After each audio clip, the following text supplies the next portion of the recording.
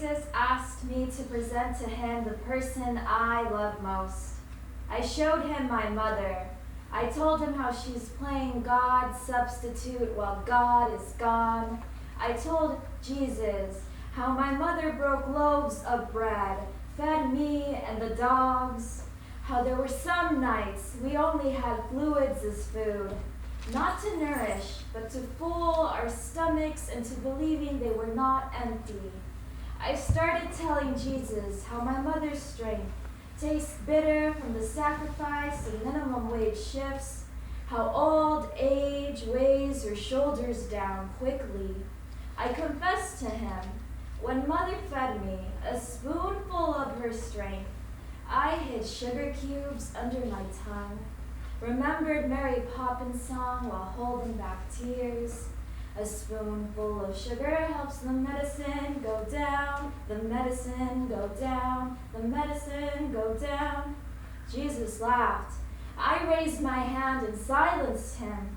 I told him to pray to my mother, beg her not to stop believing in God. I explained to him it's blind faith that's keeping him, her alive. He became silent. I looked at Jesus one last time. While walking away from him, I hoped he believed in me enough that one day I would have the strength to tell my mother, God's not here yet.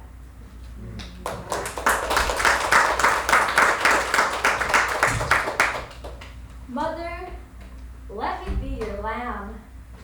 Mother's dirt earth eyes brought me security as a child. They would blink softly, blown soap and water bubbles, the kind I made with my lips once. Then they would vanish like magic. Her glossy coal curls sunk me in like dirt and water.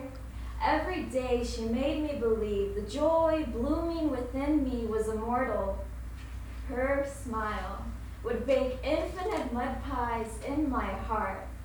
My mother would do this trick. She would make my soul wobble and jiggle the same way children would giggle while shaking Jell-O. I was her awkward child. I followed her rules. My soul never whined or cried. I always stood by her side. Mary's little lamb. Things have changed. I am no longer a child. She's 48 now, no longer 29, and I've been astray these past 7 months. Her liver spots have expanded to her neck, shoulders, and they will keep on growing. The doctors say her blood is starving. Mother's body pleads, but she won't eat. She takes her fragile hands and aching bones and sharp pains as God's will. Mother, let me be your lamb again. Dictate words onto me that sting and burn like a false messiah, claiming liberation is suicide. Go on and believe by killing the innocence of your lamb, God will answer a prayer.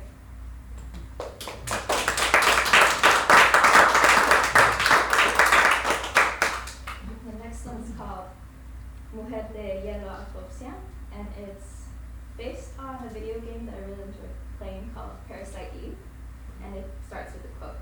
Her heart thrilled to mitochondria. Thin butterfly antennae eyelashes blink. Perfect coal curls drop down, miniature dandelion parachutes. Her mid-earth eyes shine hope. She sends wishes to the future. One day, her hair, blood, and bones will be discovered by scientists. She'll get funding for DNA reconstruction.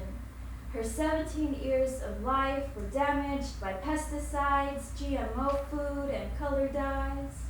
Mad men wearing white gloves, white coats with gas. They'll see how at 18 she differed from her species, as well as the years that followed. She fortified and replenished her genetics with minerals. She had high amounts of plant blood. Chlorophyll constantly cleansed her kidney of toxins, part of the reason she lived to be 200. Scientists will peek at her through lenses. Drooling, they'll whisper among each other. Oh, so lovely, oh, so beautiful, so healthy. What a shame we couldn't have met her organs to save her mitochondria. They'd stop, Gorilla glue every bone into its appropriate socket, filling her face with clay to get a model of what she looked like alive. She was 5'6", slender, but curvy. They'd ooh, ooh, ah, ah, amongst each other, overtaken by ape-like instincts, wishing they could have bred with her. Upon completing her with the wrong colored eyes, one of the scientists would notice, through his microscope, what the others missed, a line of poetry sequenced into her DNA.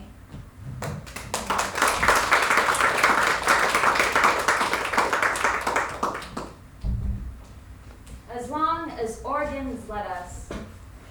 Within the closet hangs the silhouette of woman, gowns that will accent childbearing hips drape over lovely breast and cling onto every curve.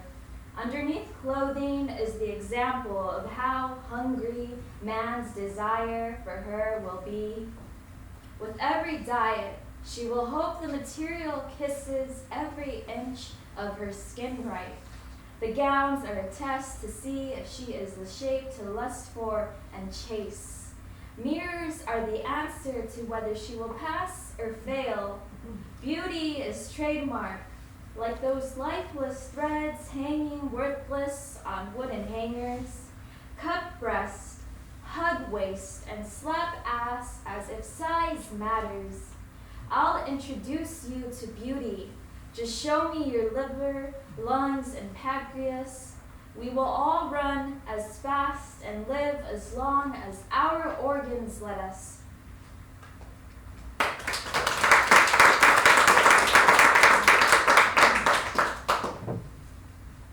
Unwelcome thievery. Smack attack.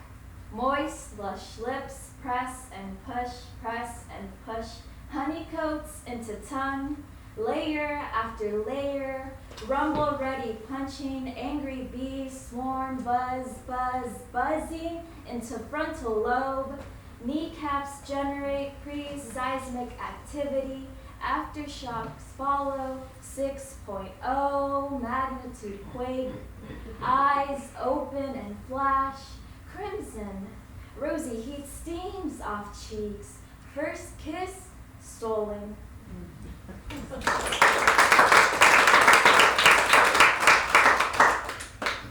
Geocaching. Two pink auras burn in darkness, moans echo waiting for discovery. Bodies are foreign countries, wanting to be washed with the perfect passion pressure. Continents from neck, hips, and inner thighs need hands to rush down waterfalls. A thirsty body doesn't crave a gentle touch. It will demand aggressive force, consistent multiple boom, boom, booms, explosions bringing life back to drought land.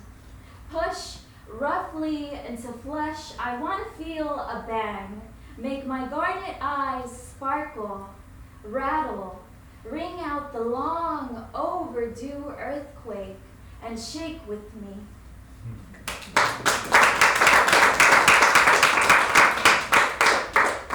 Passerby. He says, my eye color is off. I don't say a word. I know it's a drunken slip slurred. He begins to siphon out the brown in them. I want to stop him, but I let him keep viewing me through a set of past life eyes. His fingers brush skin and paint her jawline on my face. I watch his pupils dilate, they're stuck in spring. He whispers, you look kind of like her. Now I understand my place. I am summer, and my body a transition for him to jump into autumn. These bones are his carrier, this flesh just a rough draft to his voyage.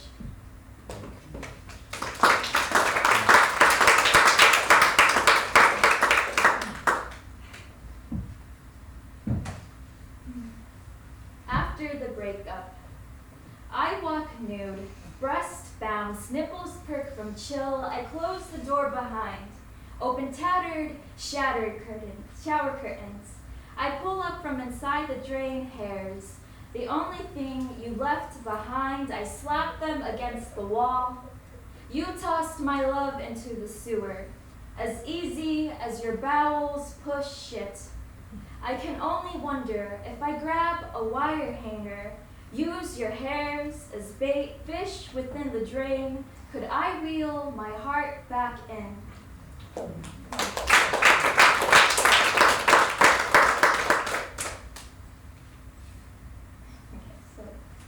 Torn. I wanna read it this time, so I think I will. Master Baker. He knows